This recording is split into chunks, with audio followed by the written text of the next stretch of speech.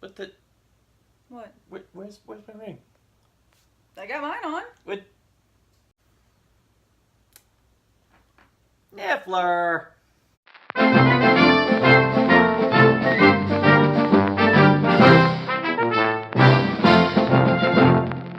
So, Fantastic Beasts, Crimes of Grindelwald, sequel to Fantastic Beasts and Where to Find Them. Again, written by J.K. Rowling, and again, directed by David Yates. Even when I looked at the trailers, it looked like it was going to hit us with a lot of major stuff. And now we walked out of it.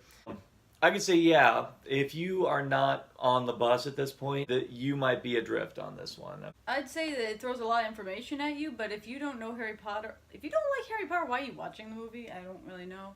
They're really filling in, connecting it to the that original story. There references multiple times to things you know or have seen before or heard about. And it's setting up for the bigger game. Because the first one, everyone complained that there wasn't a story. Or there was, like, not enough plot. This one's got a lot of plot. Oh, God, does have a lot of plot. But, as much as I had so much thrown at me, I still felt like I could grasp it. Like, it took me a little bit, like, there's one massive plot that just gets thrown at you really quick. And I had to sit there going, okay, I will admit there's some quiet moments after said jumbo plot devices do give you time to actually soak it in. I never felt like I was getting rushed so quickly through the plot. Like, I had times to think it through.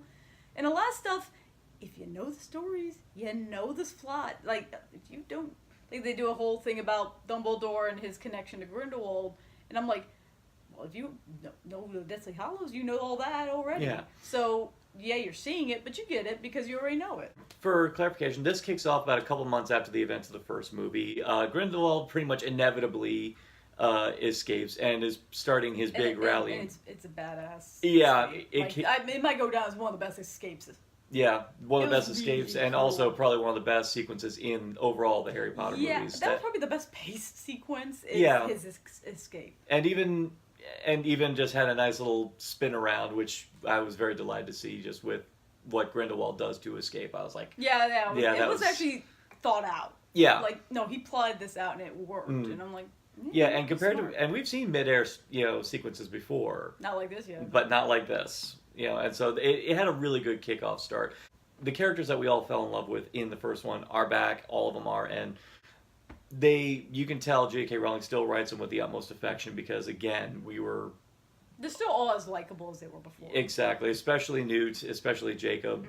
Mm-hmm. They're Queenie still... and Tina are just Queenie and Tina, and we're going to be as spoiler-free as possible on this one, but...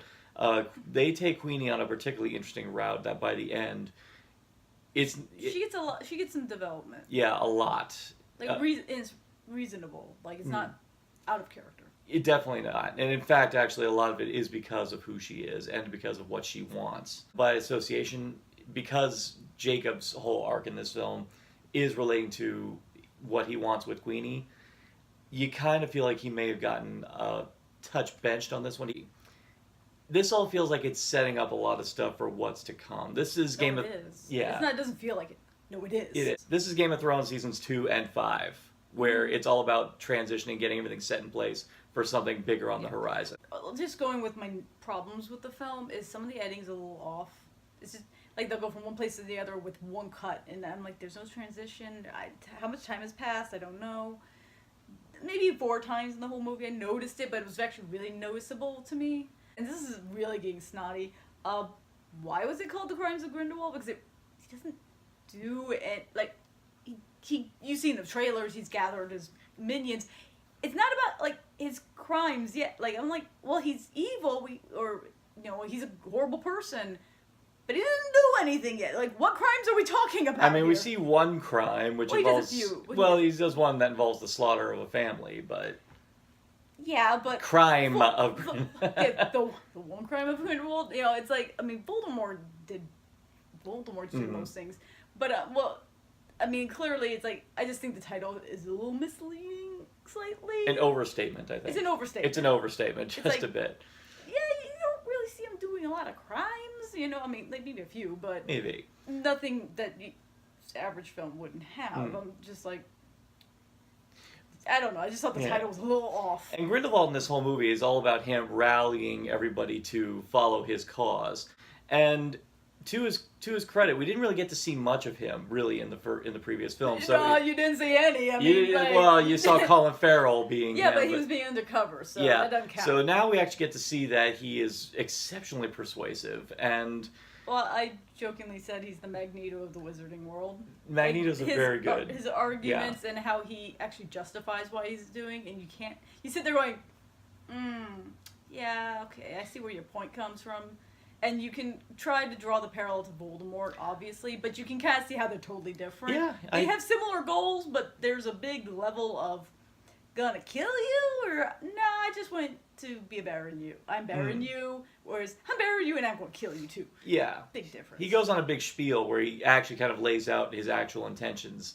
And you look at that and you're going, damn, he kind of has a very strong point. Yeah, you're kind of like, I see why so many people listen to you. And a good villain is the kind where you actually look at what he's doing and you're going, kind of see where you're going at. The sad part is we do know how it will end. Yeah, you do know what's going to end up happening. Yeah, that better be worth it. Like that better be on par with like Obi-Wan versus Anakin. They talking up there. They do set it up at the very tail end, and a wonderful development thanks to this guy. This one, of course, they had to have this one back, but fortunately, actually does stuff that helps the story. It's not just random cuteness. No, Niffler actually helps out. Yeah, Niffler does something really awesome at the tail end. I got a couple of awesome things. But the other thing I gotta say that they didn't hold back on, because one of my favorite things from the first movie was seeing all the creatures. We got another fantastic beast. We got big trouble. We got big trouble. But we get to see more of them too, and there's some very imaginative creations. There's one that pops up a lot in the movie, who's another pun intended, but fantastic beast, which I'm hoping to see plushies of at Universal at some point. I think the people who are really going to get the most out of it are people who really passionately loved the first Fantastic Beasts. I mean, yeah, if you're a hardcore Potter fan, that's one thing, but if you are really invested in what you saw in the previous movie, you're going to get a lot of that. You have to really hang on to this one. This is not a Potter film you can watch casually. No, if I were like wanting a casual one in the background, I wouldn't put this one on. If I put this one in, I'd be watching it. This is what I'd watch if I'm very passionately watching the first one, then into this one, kind of thing. We're not gonna lie. The plot is somewhat convoluted, and a lot of it has to do with the editing. The editing's a bit wonky. There's also a couple sequences that could really have been cut. Just a bit. I mean, it's more set up just to get these certain characters together. Yeah. Yeah, we're gonna do that because why not? It's magic. Ooh, you know, and there's a lot of that that could have been cut, that could have been cut, but at the same time, I think it was more they wanted to show us the wizarding world. Yeah. So it's like, just more of it, because we do get to see a lot more of it, this time in Paris. And you get to see a different area. So different area. I will say it was neat to look at. I mean, we did get to see those cat things, which were pretty wicked looking. They were basically like what cats look like in the dark when you shine a flashlight, except all over the place. Yeah. There's some stuff I kind of wanted to see more. Like, I wanted to see more of the carnival. Yeah. And that was like barely in the movie. Yeah, there was like a Guillermo del Toro-esque like circus sequence, where you find Credence and Nagini. Yeah, there's a lot of spoilers, character spoilers, plot spoilers. This movie has more than the last one, which really was just one. For people like us who have followed this for the longest time and who are really into what they're doing right now with the series, it's great for us, but it is alienating for people for the Muggles, or even just casual, the Squibs, even. Yeah, them too. Yeah, the Squibs too. So it might be just a bit aloof for them on that extent. You have to really kind of commit to this one to grasp everything that's being thrown at you. But it's the way it ends leaves a lot to happen. So I say it's worth it for that. Just knowing the next step's going to be pretty darn. Yeah. I mean, let's be real. Game of Thrones season 2, it's okay, but then when you realize what 3 is, you suddenly appreciate 2 a lot more. Exactly. By the way, one last thing, Jude Law. Oh yeah, Jude Law. Perfect. Pitch perfect. Watch it for him. He's good. It looked good. Sorry, I had to say that. It looked good on paper. It looks even better on film. I will warn, he's a little over advertised. He's basically Channing Tatum in Kingsman 2. But it's still worth it. Still worth it. And you definitely know that, again, it's going to set up for stuff to come later on. Realistically, I think that's why I think it's safe to say we can give the Crimes of Grindelwald a narcotic casserole rating of 3. That's your opinion. I actually give it a 3.5. 3.5.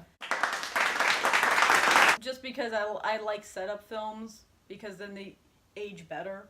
Because once you have the later ones, then you can go back and actually like it even more because it sets up everything. Okay. So Empire Strikes Back's not nearly as good if you don't have Return of the Jedi.